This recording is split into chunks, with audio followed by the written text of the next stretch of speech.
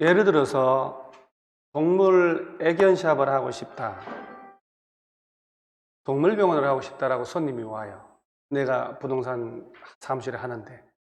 그럼 목동역 주변에 공실인 건물이 있다 쳐요. 노대거리 옆에 빈 건물이 있어서 임대차 계약을 건물주인 만나서 하고 동물병원 인테리어 해서 구청 가서 영업 허가 받고 세무서 가서 사업자 등록을 내는데 건축물 대장에 들어가야 돼요. 사업자 등록을 하려면. 그런데 알고 보니까 그 건물의 용도가 제1종 건생으로 되어 있어요. 1종 건생으로 되어 있다. 동물 애견샵이나 동물 미용실, 동물병원 할 수 있을까 없을까요? 없어요. 그러니까 지금 현재 여러분들이 건축물의 용도를 분류할 줄 알아야 되는 것도 1종 건린 생활시설이 있고 2종 건생이 있잖아요. 그렇죠? 그러면 동물병원은 동물 애견샵 같은 것들은 2종 건생으로 분류되고 있다는 얘기예요. 그러면 건물의 대장을 띄웠더니 1종 건생으로 되어 있다. 거기는 2종 건생으로 분류된 얘들은 허가가 난다, 안 난다? 안 나는. 이거 가장 기본인 거예요. 그러니까 건축물의 용도 분류가 이렇게 많은데, 이렇게 복잡한데 이걸 어떻게 공부를 하지? 그게 아니라 야, 너 반복해서 보다 보면 익숙해지겠네 라고 하는 거예요. 그리고 그 용도를 보면 우리가 29가지 용도인데 얘가 이해가 안 되면 어디에서 팍 막히냐면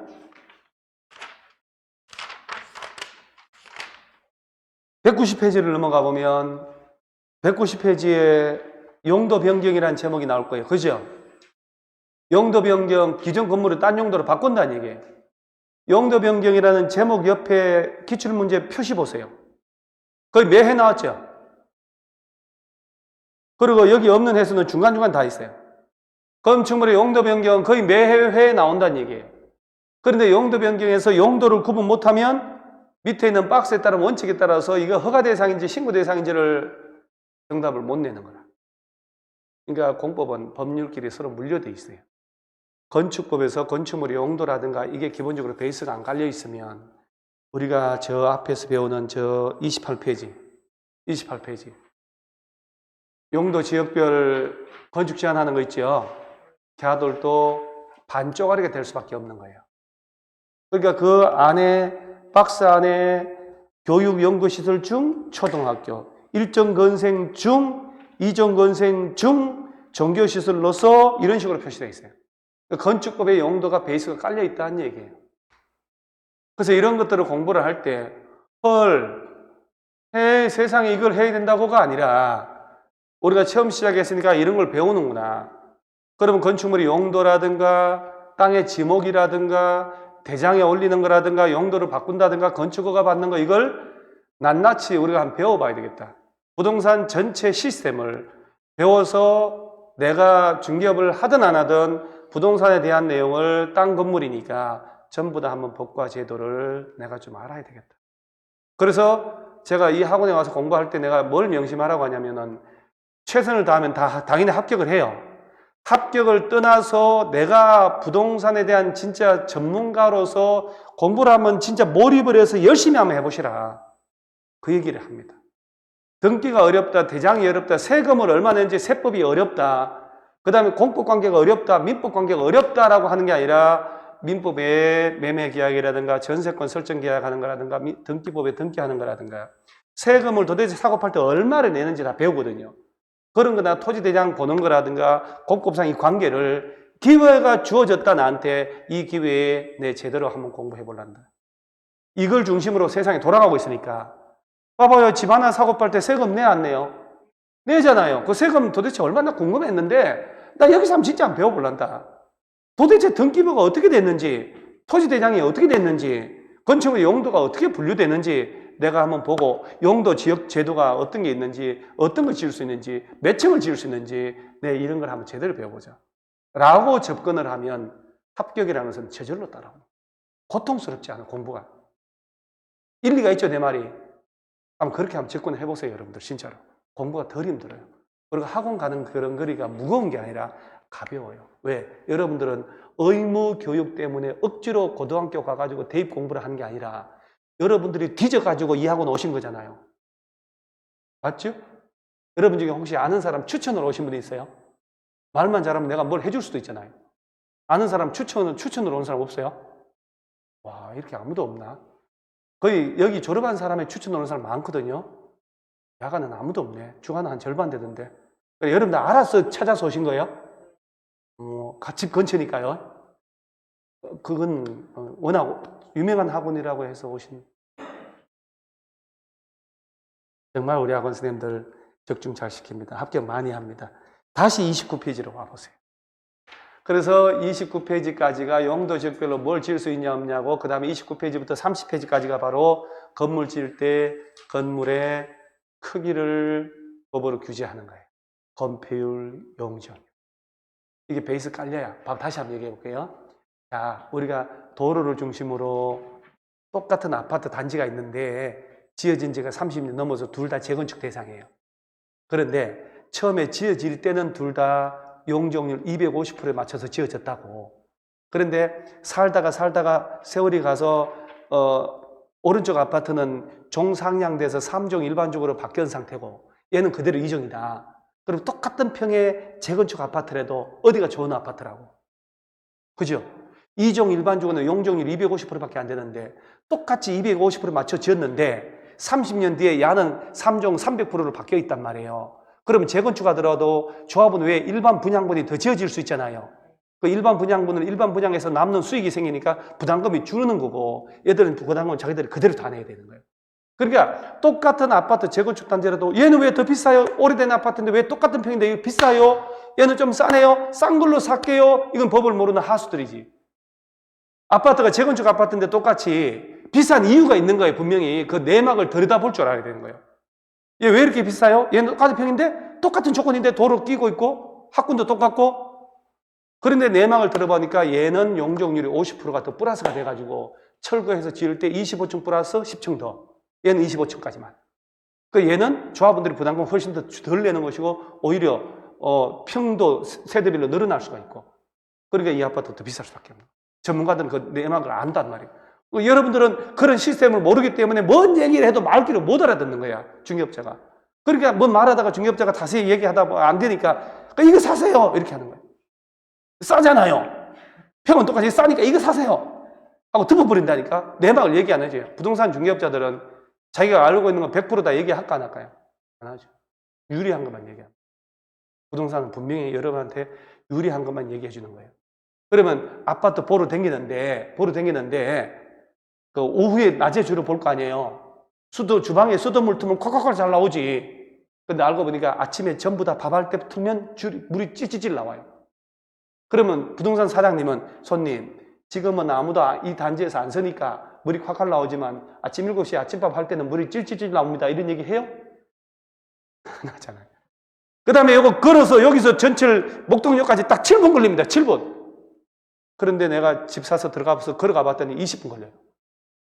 당신 나한테 7분 걸린다고 그랬잖아. 해서 따지니까 7분 맞는데? 야, 아들 일로 와봐. 그 아들이 키가 190cm예요. 이 새끼가 미친듯이 빨리 걸었어. 7분 걸려. 근데 새로 산 아파트 산 아줌마는 다리가 짧아가지고 총총총 해야 돼요. 그러면 중개업자는 우리 아들이 190인데요. 190이 빨리 걸으니까 7분인데 사모님 짧으네. 20분 걸리겠어. 이렇게 얘기합니까? 그렇게 얘기 안 하죠. 집을 사는데 저 안방에 이쪽에 벽에 곰팡이 피었어요. 물이 습기가 찬다는 얘기지. 그러면 집 파는 사람한테 뭐라고 얘기해요? 사장님, 요거 도배 새로 하세요. 안 보이게. 이렇게 해서 판다고. 그런데 그 도배지를 덜펴가지고 보세요. 매수인한테. 곰팡이 피죠? 곰팡이. 감안하고 사셔야 돼요? 이렇게 얘기하는 사람 있냐고? 부동산 절대 안 그런다니죠. 그러니까 내가 부동산에 대해서 많이 알면 부동산 사장이 하는 얘기를 내가 궁금해 할 수가 있다니. 비교해서 알아볼 수가 있어요. 모르면 그 얘기를 다 들어야 돼요. 내가. 다 믿어야 되고. 그러니까 반대로 수험생 여러분들이 시작을 했으니까 이 부동산 관련된 걸 공부를 열심히 해서 알면 중개업자로서도 똑똑하게 되고 보는 눈도 달라지는 거예요. 그래서 가장 기본이 바로 용도 지역제도예요. 지역제도. 가장 기본이. 그러면 이 용도 지역은 대한민국 모든 땅에 들어가 있는데 용도 지역으로 규제하는 것은 두 가지밖에 없다고 그랬잖아요. 건물을 어떤 걸 지을 수 있는지 하고 도대체 몇 층이나 지을 수 있는지 2개잖아, 2개. 그러면 이걸로 달성할 수 없는 또 다른 목적이 있을 수 있죠. 그래서 한 장 더 넘겨보면 자, 33페이지는 뭐라고 돼 있을까요? 용도 지구라는 걸 또 만들어서 기존의 용도 지역 위에 추가적으로 지정해가지고 또 2중, 3중으로 규제를 또 가하는 거예요. 그러면 용도 지구라는 제도가 나오는데 밑에 박스를 보니까 제일 먼저 무슨 지구? 경관지구. 아, 뜯어야 돼요. 무조건 이거 시험 나오는 거니까. 그 다음은요? 고도지구, 그 다음 방화지구, 그 다음 방제지구. 자, 여러분 잠깐만. 방화지구라는 것은 우리나라 법이 옛날에는 한자로 다 돼 있고 시험도 출제를 한자로 했기 때문에 이해가 빨랐는데 민원이 들어가는 거예요. 한자 너무 어렵다고. 방화지구는 불을 지른다는 거예요. 불을 나면 안 된다는 거예요. 그런 거겠죠. 그러니까 뉴스 보다 보면 뭐 산에 무슨 어디에 산에 불을 지르고 도망간 방화범을 경찰이 추적하고 있고 이런 뉴스 나오잖아요. 방화범이라는 것은 놓을 방자 쓰는 거고 여기서 말하는 방화지구는 막을 방자를 쓴단 말이에요. 그러면 내 땅이 준주거 지역이다. 준주거의 땅인데 방화지구로 이중으로 또 묶여있다. 좋은 걸까 나쁜 걸까요? 몰라 아직도. 방화지구로 지정되면 그 안에 땅에다 건물 지을 때는 내화나 불연으로 지어야 돼요. 그래 일반 건축자재보다 비쌀까 안 비쌀까? 훨씬 비싸지. 그럼 방화지구 안에 땅을 중개할 때는 땅 산 사람 사장님 여기가 방화지구인데 건축물은 내화, 벽돌, 내화로 해야 되니까 건축비가 2.5배 더 듭니다. 그럼 이 돈으로 그럼 이거 분양해서 얼마 평당 얼마에서 얼마 남을 것 같아요? 생각을 판단을 하게끔 지식을 제공해 줘야 되는 거예요. 그렇죠? 그 방화지구가 뭔지, 경관지구가 뭔지, 고도지구가 뭔지, 방제지구가 뭔지라는 게 있을 때 법적으로 해결을 할 줄 알아요. 그 다음에 보호지구, 취락지구, 개발진흥지구, 특정용도 제한지구, 복합용도지구에서 경고, 방방, 보취, 개특, 복합이라고 해서 9개의 용도지구들이 나옵니다. 얘는 이번 시험에 안 나왔거든요. 여러분들 시험에는 나온다는 얘기예요. 그런데 이 용도지구까지만 있는 게 아니라 한 장 더 넘겨보면 38페이지를 한번 가봤더니 거기는 제목이 뭐라고 되어 있을까요? 용도구역이죠. 그러면 좀 전에 보세요. 이거 도시지역, 관리지역, 농림지역, 자연환경 보전지역이라는 거 있었죠? 얘는 용도 지역제도. 용도 지역. 제일 중요하니까 얘가 제일 먼저 나와요. 그 다음에 좀 전에 경관지구, 고도지구라는 놈은 용도 지구. 지금은 용도 구역 제도예요. 그러니까 이 내용들은 공법의 내용이지만 1차 과목의 부동산 학개론에서도 이런 걸 시험을 내는 거예요. 공법 잘하고 민법 잘하면 1차 시험도 잘합니다. 서로 연결이 되어 있거든요. 그러면 1번 용도구역 개념 밑에 2번 자 무슨 구역 줄치세요? 시가와 조정구역. 자 평생 처음 들어보는 겁니다. 자 이번 시험 32회 시험에 이쪽에서 시험을 그대로 냈습니다. 한 장 넘어가면 자 40페이지에 3번은 무슨 구역? 개발 제한구역. 요거 여러분 그린벨트라고 들어봤죠? 그린벨트. 그놈입니다. 그놈. 그린벨트. 아 반갑지요? 반가워요. 그린벨트. 4번은 무슨 구역? 4번 무슨 구역? 수산자원보호구역. 5번은 도시자연보호구역. 그 다음 6번이 입주규제 최소구역. 그러면 여기까지 용도구역 종류가 몇 가지? 6가지면 제가 손가락 자른다. 여러분들은 그냥 단순히 번호만 보고 얘기합니다. 다시 앞으로 한번 가볼까요? 1번은 용도구역이라는 개념 들어갔죠? 2번부터 시작하니까 용도구역 종류 몇 개? 5개. 5개. 자, 그럼 그 상태 가만 놔둬봐봐요. 제일 먼저 나온 게 무슨 구역? 그냥 아까 책 보지 말고 컨닝하지 말고 5개 중에 한번 아는 거 한번 떠들어보세요. 금방 본 거. 시가와 뭐? 시가와 뭐? 시가와 또 하나. 개발제한구역 또 수자원 그거 있으면 내 손목을 자른다. 수자원이 아니고 여러분, 수자원하고 수산자원이 같은 말이에요? 수산자원은 오징어, 꼴뚜기, 문어, 명태. 그죠? 수자원은 하천, 댐, 물자원 아니에요?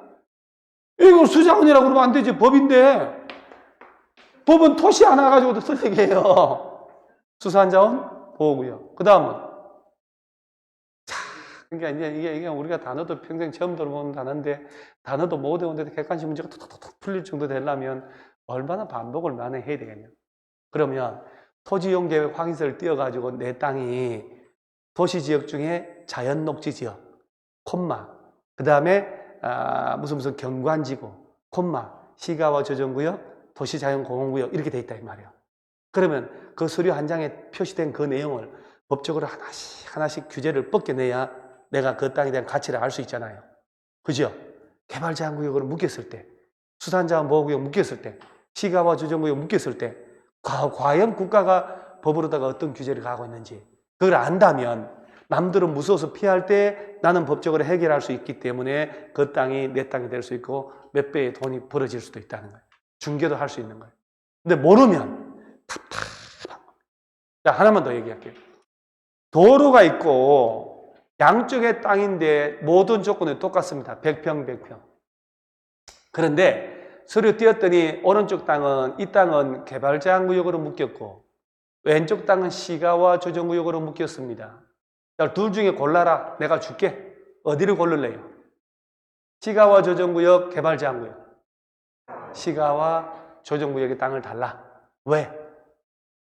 규제가 더 약할 것 같으니까. 그래서 아무것도 모르니까 용감한 거예요.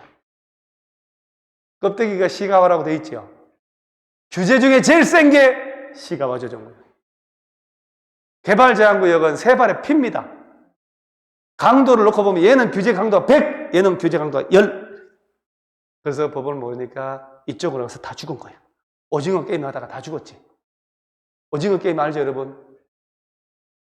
대화가 안 통하네. 오징어 게임 보신 분이요? 그러니까 우리는 오늘부터 깐부가 돼야 되는데 깐부가 뭔지 안 본 사람들은 대화가 안 되잖아요. 그 오징어 게임 만들어서 넷플릭스 발음이 잘하는데 이거 공급, 우리나라 사람 난 천재 같아, 천재. 우리나라, 진짜 요새 우리나라 애들 천재야, 천재. 내가 볼 때. 오징어 게임이란 거 만든 거 보면 그 우리 어릴 때 먹고 살기 힘들 때 그 오징어 게임하고 그 구슬치기 하고 이거 있잖아, 구슬치기. 그런 뽑기 뽑고 그걸 어떻게 이렇게 신기하게 삶과 죽음의 게임으로 만들어가지고 진짜 죽일 듯이 해가지고 이 돈을 한 놈이 다 있는 다 먹게 만들어가지고 그걸 게임으로 드라마로 만들어서 납품해서 전 세계 사람 다 보게끔 만들어. 전부 다 전 세계 애들 따라하게 만들고 천재 같아요, 우리나라에. 그런 생각, 여러분 천재 같지 않아요? 천재, 진짜 우리나라 사람 천재 같아, 천재. 대단한 것 같아요. 전 세계에서 수출을 5번째, 6번째를 많이 한 나라니까. 그런 천재적인 나라에 사는 여러분들이 이 법을 몰라서 썩었어요. 그래서 시가와 조정구역은 이번 시험에 나와가지고 앞으로 당분간 걔는 안 나고 딴 게 나올 텐데 이 용도구역 중에 규제 중에 제일 센 게 시가와 조정구역. 껍데기는 시가와니까 뭐 좋아 보이죠? 아니에요. 자, 그러면 이제 보세요. 자, 제일 먼저 아까 1장이 무슨 법이라고 해요? 1장이? 국토를 엉망진창이죠. 그러니까 그렇게 얘기해도 국토를 계획하고 이용하기 위해 만드는 법이라는 얘기인데 그 법에서 12개가 나온다 그랬잖아요. 12개가 12개 나올 때 제일 먼저 용어 빼면 제일 먼저 광역도시계획 나왔잖아. 그 다음 도시군 기본계획, 그 다음 도시군 관리계획, 그 다음 나온 게 용도 지역, 그 다음 용도 지구, 요거 나온 게 용도 구역. 요 순서대로 객관식이 나온다는 얘기예요. 그러면 자, 다시 42페이지로 넘어가면 일단 전체가 뭐가 있는지 보는 거예요. 오늘 첫 시간에 42페이지 보니까 기반시설 도시군계획 시설사업이란 말 나오죠. 제목만 보는 거예요. 제목만. 그래서 밑에 하단에 보니까 막 기반시설의 종류들이 있잖아요. 야, 그게 마지막으로 나온 게 28회거든요. 근데 제가 올해 시험장 가기 5일 전에 시험장 가기 전에 한 일주일 전에 제가 10년째 기출문제를 정리 다 해주고 가거든요. 우리 예상 다 해주고 가요. 정말 이번에 학교 가서 제가 예상한 대로 시험 그대로 나왔어요. 진짜. 그래서 제가 뭐라고 했냐면 여기 몇 년 동안 안 나왔기 때문에 요 기반시설을 분류하는 거 요거 시험에 나온다 해가지고 연습을 하고 갔어요. 그래서 아까 40문제 쪽에 기반시설의 종류 틀린 골라봐라 나왔잖아요. 그대로 나온 거예요. 시험에서. 그래서 기반시설의 종류라든가 이거 설치하는 절차가 나오고 자 그 다음 넘겨보세요. 쫙 넘겨보면 자 54페이지 보세요. 오늘 다 와갑니다. 54페이지 제목이 뭐라고 돼 있어요? 지구단위 계획이라고 돼 있죠. 자 여기서 우리 솔직히 지구단위 계획이란 말은 들어봤어 안 들어봤어요? 들어봤죠? 자 여러분들은 안 들어봤죠? 왜 그런 줄 아세요? 아들을 군대를 보낸 엄마들은 길거리에 군복 입고 돌아가는 애들이 너무나도 잘 보여요. 군대를 보낸 엄마는 텔레비에 군인 뉴스만 나와도 눈이 확 쏠려요. 안 보낸 엄마들은 옆에서 군대 얘기 암만 얘기도 못 알아들어요. 근데 군대 아들을 보냈다. 군대 얘기만 나오다 착합니다. 이게 짠합니다. 이게 그러니까 여러분들이 지구단위 계획이 어떤지 모르기 때문에 안 배웠기 때문에 매일 뉴스에 나오고 매일 나오는데도 불구하고 들은 적이 없는 거예요. 서울시에서는 압구정동 현대아파트 재건축을 할 때 지구단위 계획 수립을 통하여 용적률을 완화하고 마곡 신도시 만들 때 서울시에서는 지구단위 계획 수립을 통하여 이렇게 나옵니다. 신도시 개발을 하고 택지 개발하고 재개발, 재건축할 때 지구단위 계획을 수립을 합니다. 지구단위 계획이라는 걸 짜서 건물 뭘 지을 수 있는지 몇 층이나 지을 수 있는지 지구단위 계획으로 딱 규제를 해요. 그 지구단위 계획에 맞지 않으면 건물 못 짓는다는 거예요. 그러니까 우리가 알고 있는 도시개발 사업하거나 재개발, 재건축하거나 신도시 택지 개발할 때 100% 지구단위 계획구역 지정해서 지구단위 계획 수립을 합니다. 그러니까 그런 내용들을 이해하려면 지구단위 계획 제도가 어떤 건지 알아야 돼요. 이건 막 수시로 언론에 나오는 제도입니다. 여러분들이 지구단위를 딱 배우잖아요, 한번? 그러면 뉴스 보다가도, 신문 보다가도, 참, 신문은 안 보죠, 여러분.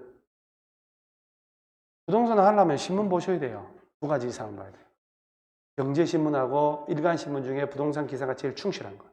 이념은 보지 마시고, 부동산 관련된 기사가 제일 충실한 신문을 보고, 그 신문에서 정리한 걸 손님들은 중개업자보다 더 똑똑하다는 거 아셔야 돼요. 중개업자들은 잠깐 공부해서 자격증 따지만 부자들은 그만큼 공부를 많이 하고 앞서 나가기 때문에 부자가 됐고 그 부를 유지하는 거예요. 그러니까 손님들은 나보다 더 똑똑하다는 걸 감안하고 그 사람보다 더 공부를 많이 해야지만이 선도를 하는데 중개업자들 공부 너무 안 합니다. 진짜입니다. 그래서 어제 신문에서 세법이 어떻게 바뀌었다라고 대대적으로 보도됐는데도 불구하고 읽은 적이 없으니까 손님 들어와서 물어보는데 나는 몰라. 제도가 이렇게 바뀐다고 분명히 신문 나왔는데 손님은 알아도 나는 몰라요. 얼마나 웃기는 일이 벌어집니까? 그리고 수수료 500만 원, 1000만 원 먹으려고 말이 안 되는 거예요. 그래서 기본적으로 여러분 나중에 합격하면 꼭 두 가지 신문은 보셔야 돼요. 경제신문하고 일간신문. 부동산 관련된 그 기사가 충실한 거. 저는 신문을 4개를 봅니다. 지금도. 학원에도 2개 이상을 보게끔 만들어놔요. 근데 잘 안 봅니다. 저 아니면 아무도. 그래서 부동산 봐야 되는데 뉴스를 봐야 되는데 그 신문 뉴스 읽다 보면 수시로 지구단위 계획이라는 게 나옵니다. 그래서 여기도 객관식 문제 꼭 하나가 나옵니다. 그 다음에 59페이지를 가보시면 제목이 뭐라고 됐나요? 개발행위 허가라고 되어 있죠. 개발행위를 할 때 허가를 안 받고 했다가는 징역 3년 이하 징역이다. 3천만 원 이하 벌금이다 해서 하단에 박스 보니까 건축물의 건축, 공작물 설치해가지고 토지 분할까지 허가를 받아야 되는 게 나옵니다. 개발행위 허가. 한 장 넘어가면 허가 안 받는 것도 나오고 쭉 넘어가요. 넘어갑니다. 자, 그리고 67페이지로 가보세요. 67페이지 제목이 뭐라고 됐나요? 개발밀도 관리구역. 자, 낯설죠? 떠들으셔야 돼요. 개발밀도 관리구역. 한 장 더 넘겨보세요. 넘겨보면 다음은 제14절은 뭐라고요? 기반시설 부담구역. 이번 시험도 이 2개를 섞어서 객관식 그대로 시험 냈습니다. 무조건 한 문제 이상 나옵니다. 자, 여기까지 딱 끝나면 그 다음에 70페이지부터는 짬챙이들이에요. 변방. 약간 곁다리들이에요. 그리고 여기까지가 12개 중에 11개가 시험 나오는 거예요. 그래서 나중에 공부를 하고 난 다음에 지금 짚어본 이 목차가 머릿속에 탁탁탁탁 해서 여기까지 딱 머릿속에 떠올라줘요. 그럼 문제 풀 때 예상을 하면서 풀립니다. 그대로 풀립니다. 그래서 일주일 전에 시험 본 거 있죠. 딱 우리 시험 본 게 딱 일주일 됐죠. 오늘 월요일이니까 어제 그제 토요일 말고 그전주 토요일 날 시험 봤습니다. 일주일 금방 갑니다.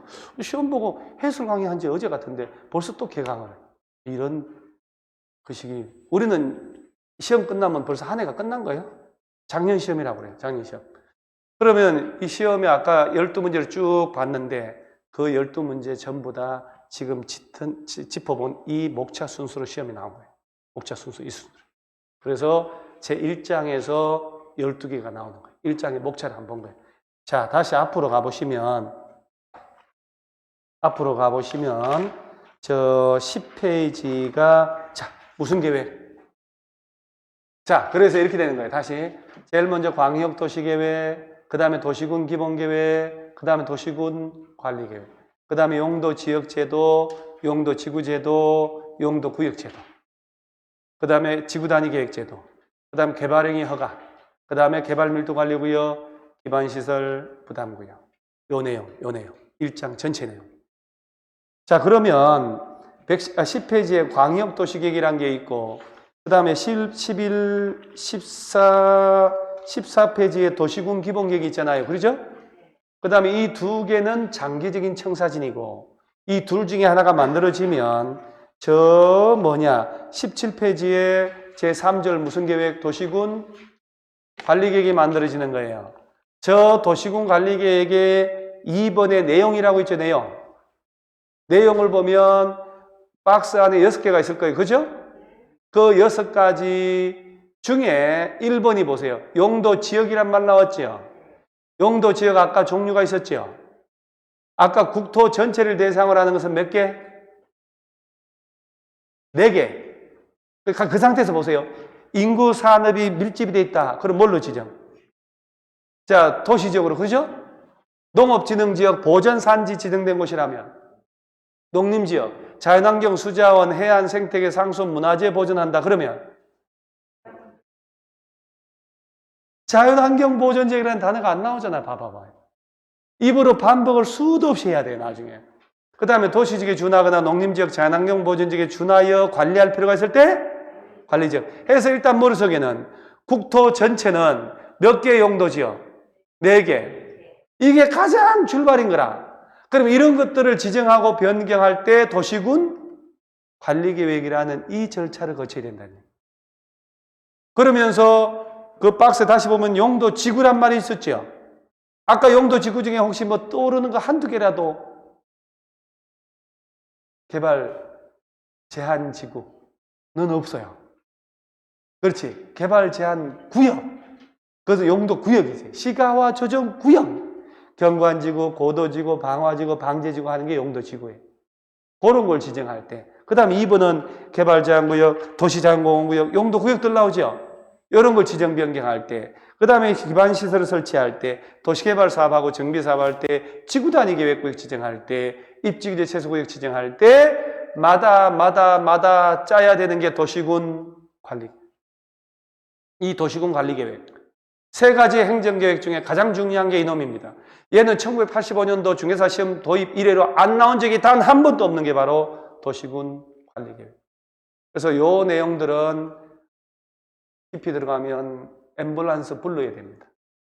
너무 복잡해서. 그래서 오늘은 첫날이고 해서 요 정도까지만 수업을 하고 다음 주부터 강론으로 들어가서 자세하게 공법 관계를 파헤쳐 갑니다. 오늘 수업을 여기까지 할 텐데 집에 가서 복습할까요? 안 할까요? 하지 마세요. 일주일 동안 하지 말고 할 게 없잖아요. 머리가 누가 때렸어요? 머리가 왜 아파요? 내가 얘기했지요. 벽돌 지고 20층 올라가는 거 하고 앉아서 공부하는 거 어디가 고달퍼요? 벽돌 지는 게 고달프다니까요. 머리 아프다라는 그런 거 하면 안 돼요. 머리 솔직히 안 아파요. 처음 낯선 거 배우니까 뒤죽박죽 같아서 약간 그런 게 있어서 그렇지 머리 아프지는 솔직히 않습니다. 타이레놀 먹어야 될 정도 아니잖아요. 그러니까 낯선 게 많이 나오는데 어차피 오늘 월요일이고 화, 수, 목, 금 계속 2달 동안은 낯선 걸 배울 거 아니에요.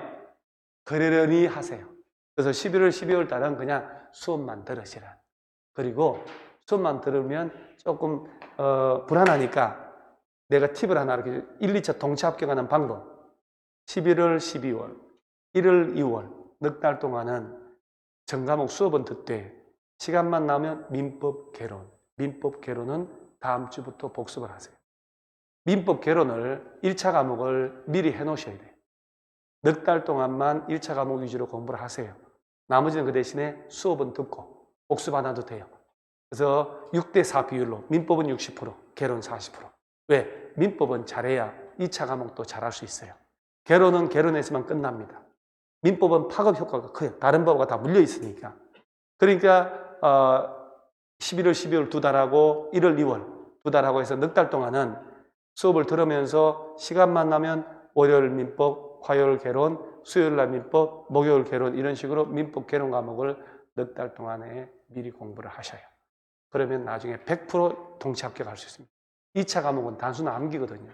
1차 과목은 시간을 좀 요하는, 이해를 요하는 내용들이 많이 나와요. 세월이 축적이 돼야 풀립니다. 그런데 2차 과목은 2바퀴만 돌면 그날 외우고 그날 문제가 바로 풀립니다. 2차는. 그래서 1차는 세월이 좀 가야 되니까 넉 달 동안 1차 과목 위주로 공부를 해서 좀 실력 닦아놓고 3월 달부터는 전 과목을 그날 복습하시면 됩니다. 6개월 딱 하면 무조건 합격. 제가 장담합니다. 근데 지금부터 막 1, 2차를 다 복습하고 그러면 지쳐서 안 돼요. 11월 달, 12월 달에는 그냥 가볍게 민법 개론 좀 공부 좀 하고 나머지는 이렇게 수업만 들었어요. 그래도 충분합니다. 그렇게 한번 해보세요. 물론 여러분들은 아예 공부 자체를 안 하겠지만 집에 가서. 왜냐하면 야간 여러분들 공부 못해요. 이러고 난 다음에 집에 가면 11시거든요, 사실. 그러면 씻고 출출하는 거 뭘 좀 먹고 나면 11시 반, 12시면 일단 자기 바빠요. 그러니까 공부 안 돼요, 이게. 또 아는 것도 없어서 집중도 안 되고. 그래서 억지로 하려고 하지 마시고 그냥 맡겨 놓으세요. 맡겨 놓고 어느 순간 되다 보면 내가 해야 되겠다는 생각이 들어요. 그래서 주말에 틈 날 때는 민법 과목 같은 것들은 동영상 보면서 조금 복습을 해 놓으세요. 용어라도. 용어집 줬잖아요. 핵심 용어집 줬잖아요. 저거라도 이렇게 소리 내서 한번 연필로 줄쳐가면서 읽어보시면 큰 도움 돼요. 다 들어갔죠. 다 들어가는 주로 민법 위주로 한번 읽어보세요. 아니면 우리가 민법 교과서를 주거든요. 못 봐도 되니까, 책을 봐도 몰라도 되니까 민법 교과서를 이렇게 줄치면서 한번 보세요. 이렇게. 무슨 말인지 천천히. 그럼 영어가 익숙해지거든요. 그럼 나중에 반드시 합격할 수 있어요. 공부도 전략을 잘 세워야 되니까. 그래서 시작을 했으니까 우리는 반드시 합격해야 돼요.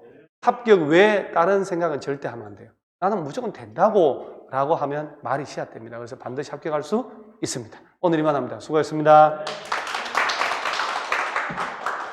공법